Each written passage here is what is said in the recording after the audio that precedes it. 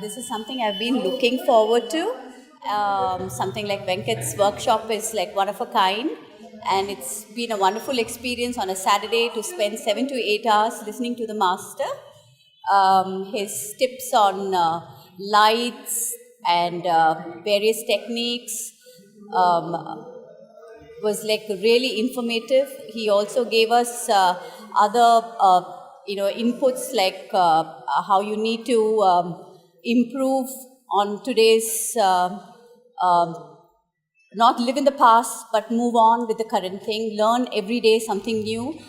These are things that not only in photography but you can take it forward in other aspects of your life too. That I thought was very important.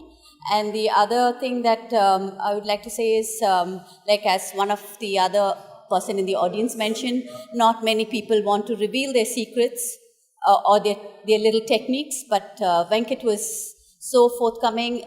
He shared all his, his backstage, the kind of work he does that we could never have imagined, how the output was and what actually went behind.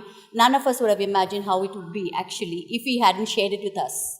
So I once again like to thank Venkat on his magnanimity on sharing his experience with us.